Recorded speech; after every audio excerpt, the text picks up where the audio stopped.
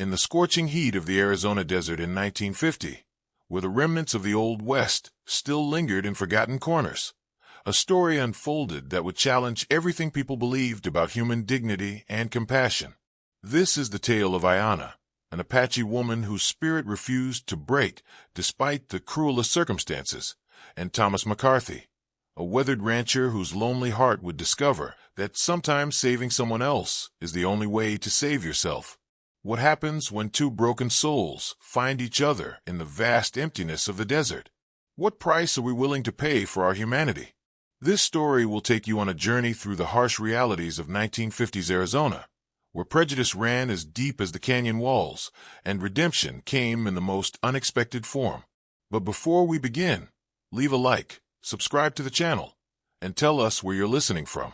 The sun beat down mercilessly on the dusty courtyard behind Morrison's General Store in Tombstone, Arizona. It was July 15th, 1950, and the heat shimmered off the cracked earth like ghostly dancers. Thomas McCarthy stood at the edge of the gathering crowd, his weathered hands gripping his hat as he watched something that made his stomach turn. "What am I bid for this Apache woman?" called out Jake Morrison, the store owner, his voice carrying the casual cruelty of a man who had long ago stopped seeing certain people as human. "She's young, maybe 25, and she can work once she's fed proper." Thomas's blue eyes, faded from years of desert sun, fixed on the woman standing in the center of the crowd. Aiyana, though he didn't know her name yet, stood with her chin raised despite the chains around her wrists. Her dark hair hung in matted strands around her gaunt face, and her traditional Apache dress was torn and stained. But it was her eyes that struck him most. They burned with a defiance that hadn't been extinguished by weeks of captivity and starvation. "She's too thin," shouted one of the bidders, a fat man in a sweat-stained shirt. "Look at those arms. She couldn't lift a bucket of water." "That's why the price is low, Henderson," Morrison replied with a laugh that made Thomas's jaw clench. "Fatten her up, and she'll work just fine. Apache women are strong stock." Thomas had come to town for supplies, not to witness this mockery of human dignity. At 52, he had seen enough of the world's cruelties during his time as a cavalry officer, before he'd retired to his remote ranch in the Dragoon Mountains. The sight of this proud woman being sold like livestock brought back memories he'd tried to bury. $50, called out a rancher from the back. 60, Henderson countered, his small eyes gleaming with malice. Thomas watched Aiyana's face. She understood every word, though she gave no sign of it. Her dark eyes swept the crowd with the steady gaze of a trapped eagle, calculating, waiting. When her gaze met his, he saw something that made his heart skip. Not defeat, but a fierce intelligence that seemed to see right through him. "She's Apache," Henderson continued, licking his lips. "They say Apache women know things, herb medicine, desert survival, could be useful." The bidding continued, but Thomas barely heard it.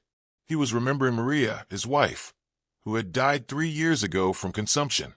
Maria had been Mexican-American, and she had faced her own share of prejudice in their small community. She had taught him that a person's worth wasn't determined by the color of their skin or the circumstances of their birth. Going once for $75 to Henderson. Morrison called out. Thomas stepped forward, his heart pounding. $100. The crowd turned to stare at him. Henderson's face reddened with anger. "McCarthy, what do you want with an Apache woman? You got no use for field hands on that mountain ranch of yours." Thomas ignored him, his eyes never leaving Aiyana's face. For just a moment, he saw something flicker in her expression. Surprise, perhaps, or the faintest hint of hope. 110. Henderson shouted, his voice cracking with rage. 150. Thomas said quietly, but his voice carried clearly in the sudden silence. Morrison's eyes widened. $150 was more than most ranch hands made in 3 months. Going once, going twice, sold to Thomas McCarthy. As the chains were removed from Aiyana's wrists, she stumbled slightly. Thomas caught her arm, and she flinched at the contact. Her skin was burning with fever, and he could feel how thin she had become under the rough fabric of her dress. "Can you walk?" he asked quietly. She nodded once, her eyes still wary. As they moved away from the crowd, Thomas heard Henderson's voice behind them. "You're making a mistake, McCarthy. Apaches can't be trusted. She'll slit your throat first chance she gets." Thomas didn't respond. He had made his choice, and there was no turning back now. As they walked toward his wagon, he wondered what exactly he had gotten himself into. All he knew was that he couldn't have lived with himself if he had let her be sold to someone like Henderson. The wagon ride to his ranch would take 3 hours through the desert heat. As Aiyana climbed into the back of the wagon, Thomas noticed how her hands shook with weakness. He had a canteen of water and some jerky, but he sensed she was too proud to ask for either. "Here," he said, offering her the canteen. "It's a long ride." She took it without a word, drinking deeply but carefully, as if she had learned the hard way to conserve everything. As they began the journey into the mountains, Thomas found himself wondering about her story. How had she ended up in Morrison's hands? Where was her family? And most importantly, what was he going to do now that he had essentially bought another human being? The desert stretched endlessly before them, and Thomas McCarthy began to understand that this day would change both their lives forever. The McCarthy ranch sat in a natural bowl, surrounded by the towering peaks of the Dragoon Mountains. It was a harsh but beautiful place, where saguaro cacti stood like sentinels against the red rock cliffs, and the silence was broken only by the wind and the occasional cry of a hawk. Thomas helped Aiyana down from the wagon, noting how she swayed on her feet. Up close, he could see the extent of her condition. Her lips were cracked from dehydration, her cheeks were sunken, and there were old bruises on her arms that spoke of rough treatment. "You'll stay in the guest room," he said, leading her toward the modest adobe house. "There's a bed, and I'll bring you some food." She followed him silently, her bare feet making no sound on the packed earth. The house was simple but clean, with thick walls that kept out the desert heat. Thomas showed her to a small room with a narrow bed, a wash basin, and a window that looked out toward the mountains. "I'll be back," he said, starting to leave. "Why?" The word stopped him in his tracks. It was the first time she had spoken, and her voice was hoarse from thirst and disuse. He turned back to face her. "Why what? Why did you buy me?" Her English was accented but clear. "What do you want?"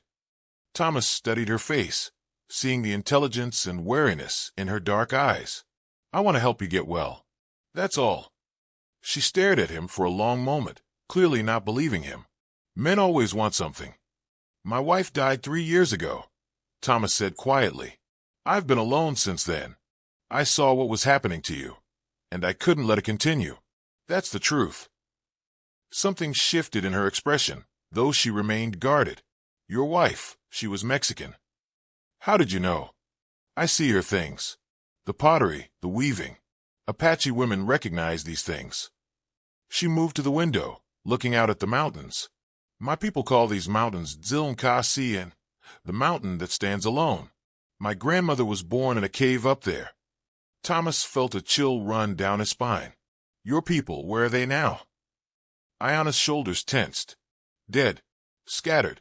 My husband was killed by soldiers 2 years ago. My children." She stopped, unable to continue. "I'm sorry," Thomas said, and meant it. "I lost 2 children to influenza before Maria died. I know that kind of pain." She turned to look at him again, and this time he saw something different in her eyes, a recognition of shared grief that transcended their different backgrounds. Over the following days, Thomas worked to nurse Aiyana back to health. He brought her soup made with vegetables from his small garden, fresh bread, and cool water from his well. At first, she ate carefully, as if afraid the food might be taken away. But gradually, she began to trust that it would keep coming. She spoke little, but Thomas began to piece together her story. She had been captured during a raid on a small Apache settlement near the Mexican border. Her 2 children, a boy of 8 and a girl of 6, had been taken to a mission school. She had been sold to Morrison by the soldiers who had captured her, who saw an opportunity to make some extra money. "They said I was too weak to work," she told him one evening as they sat on the porch watching the sunset. "Said I would just die anyway, so why not make a few dollars?" Thomas felt anger rise in his chest.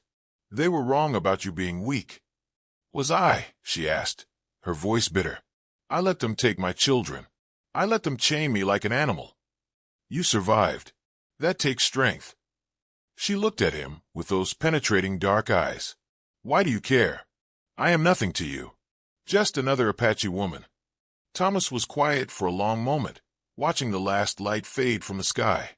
"My wife used to say that we're all just people trying to find our way through the darkness. She said that when you see someone who's lost, you help them find their way back to the light. And you think I am lost?" "I think we both are." As the weeks passed, Aiyana grew stronger. The hollows in her cheeks filled out, and her eyes began to lose their haunted look.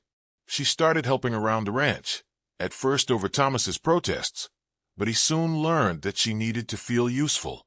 She tended his small vegetable garden with skills passed down through generations of Apache women, coaxing life from the harsh desert soil. One day, as Thomas was repairing a fence, he looked up to see her standing perfectly still, staring toward the mountains.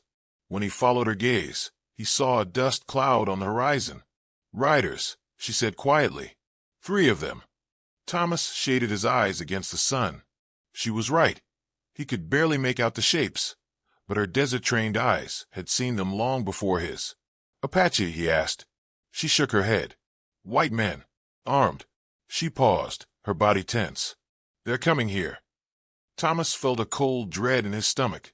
In the weeks since he had brought Aiyana to his ranch, he had almost forgotten about the outside world, but now it was coming to find them, and he had a feeling that their peaceful existence was about to be shattered.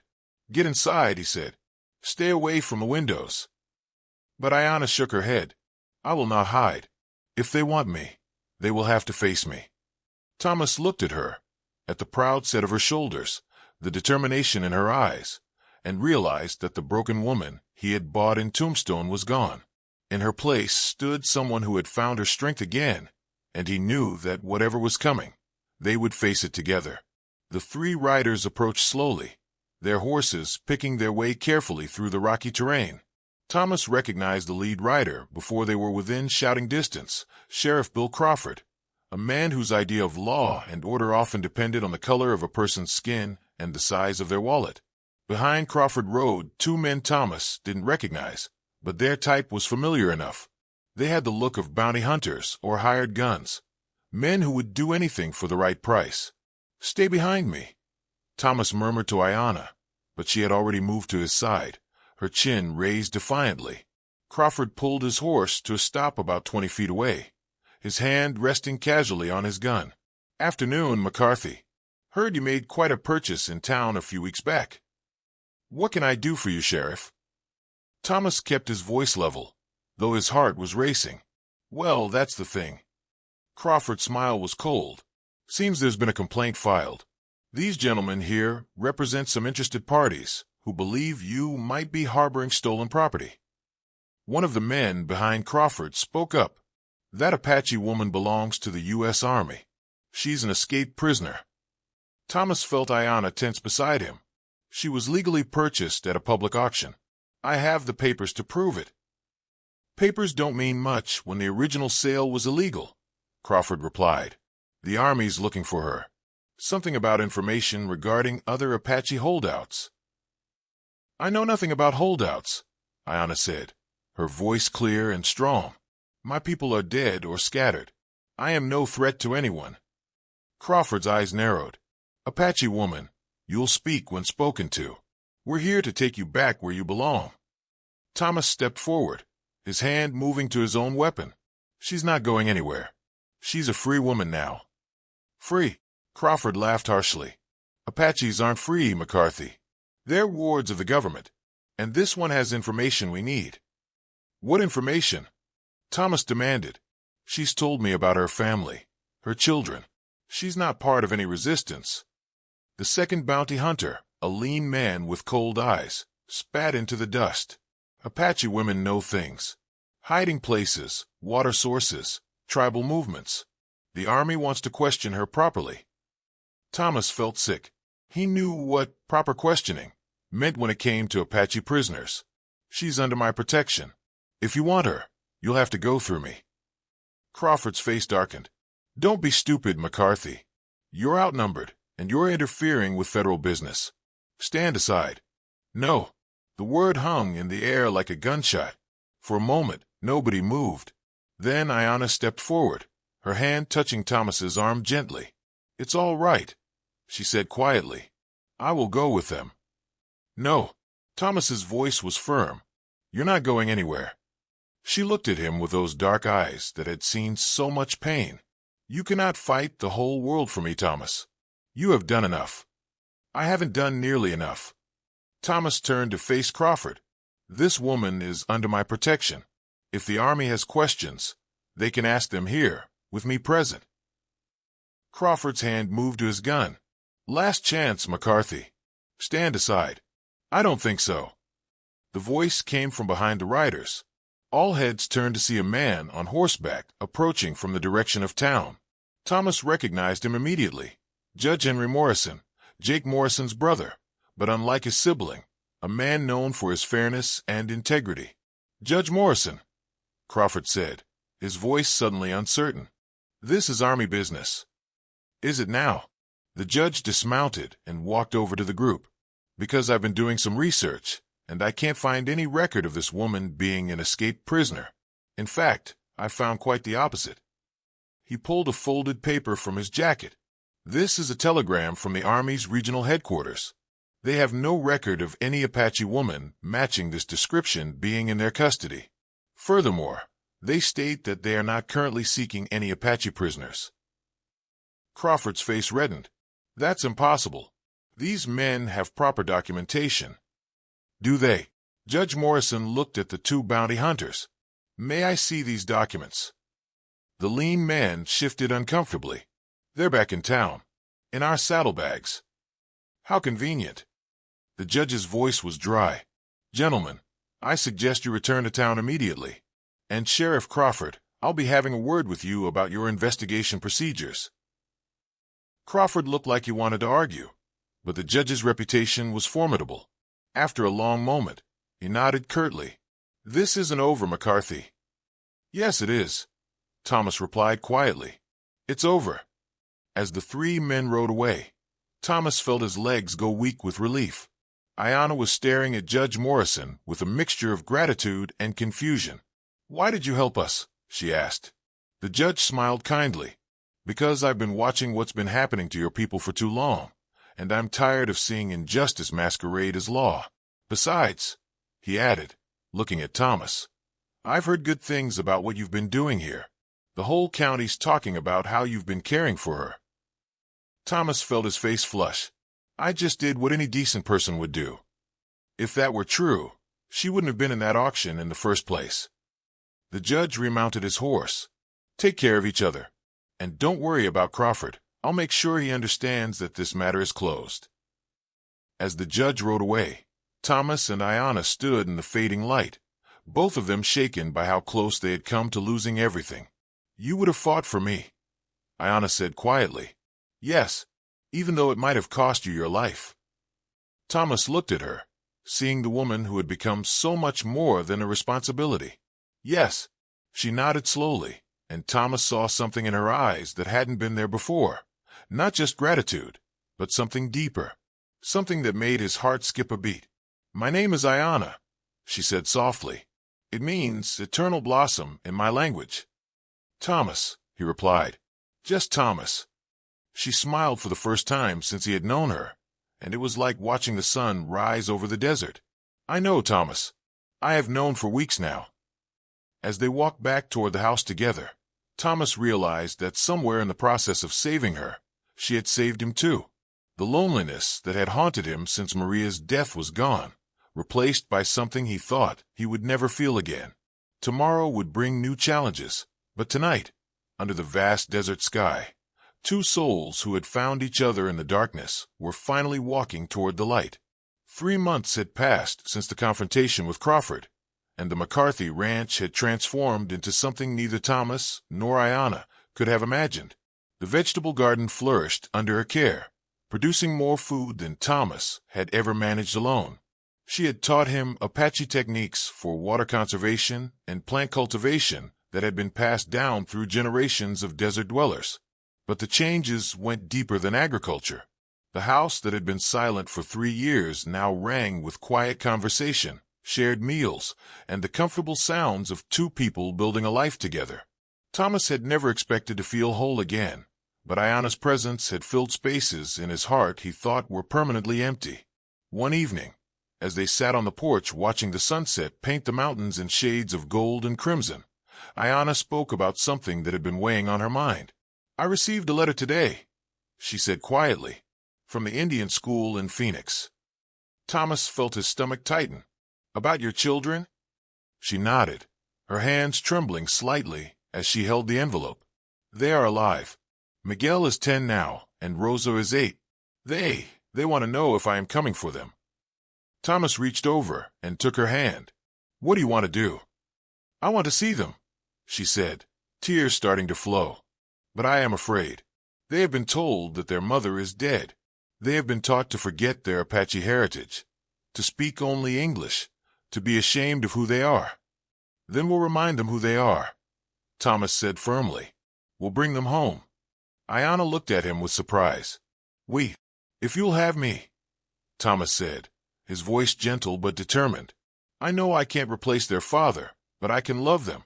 I can help you raise them to be proud of their heritage, while also preparing them for the world they'll have to live in." She stared at him for a long moment, searching his face. "You would do this? Take on the responsibility of raising Apache children in a world that sees them as less than human?" "I would do anything for you," Thomas replied. "And for them. They're part of you, which makes them part of me now." The next morning, they began the journey to Phoenix. It was a 2-day ride, and Thomas could see Aiyana's nervousness growing with each mile. She had prepared gifts for her children, a small bow that she had carved herself for Miguel, and a doll made from desert plants and decorated with beads for Rosa. "What if they don't remember me?" she asked as they made camp on the first night. "They will," Thomas assured her.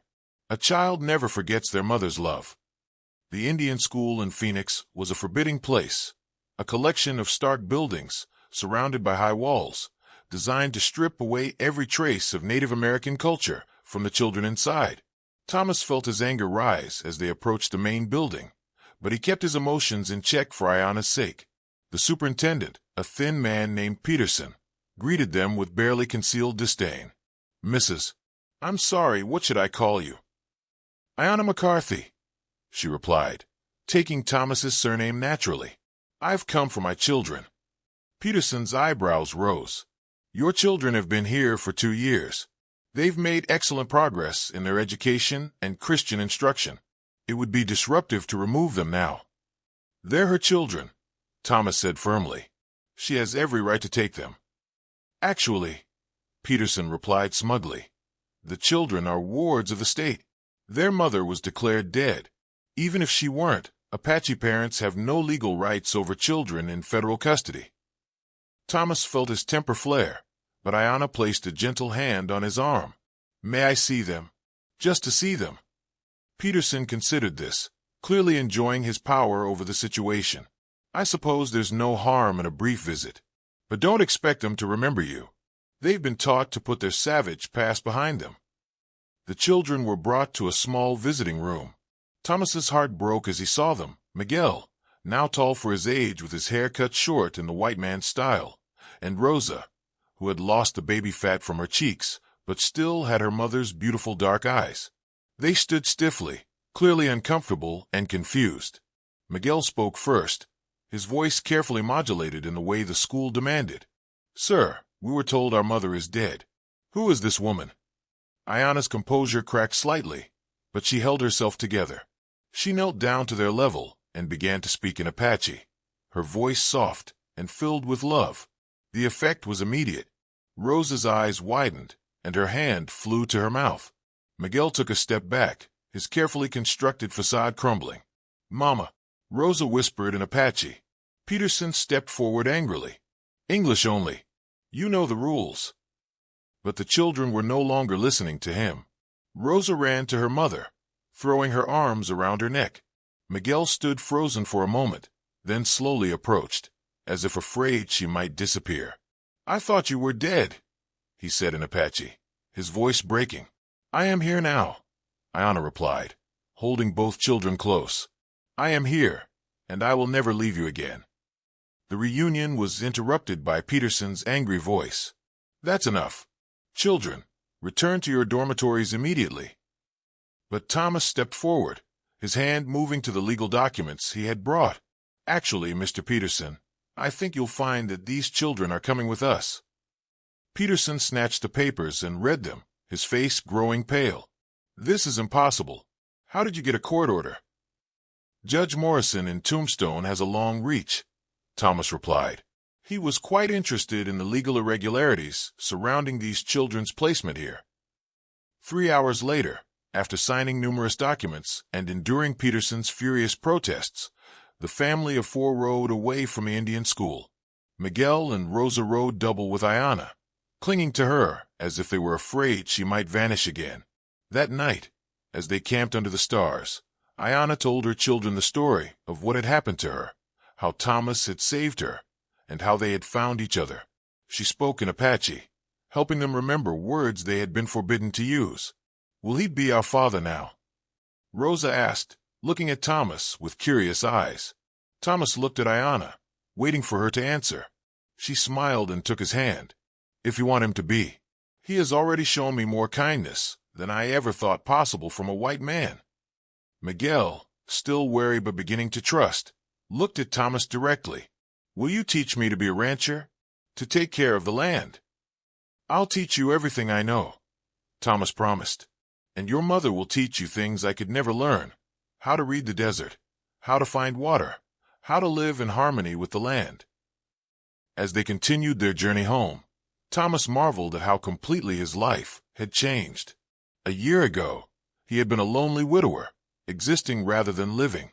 Now he was part of a family, with responsibilities and joys he had never imagined.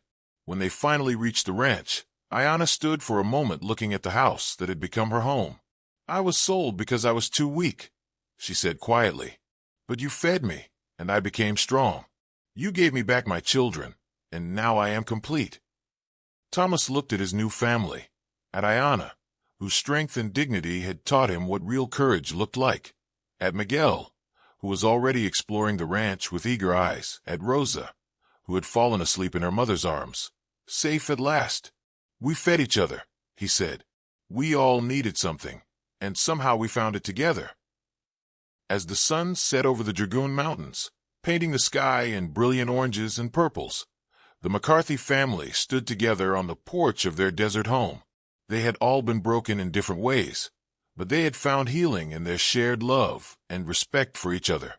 In the distance, an eagle soared over the peaks, and Aiyana pointed it out to her children. "In our tradition," she said, "the eagle represents freedom and the ability to rise above our circumstances. We are all eagles now."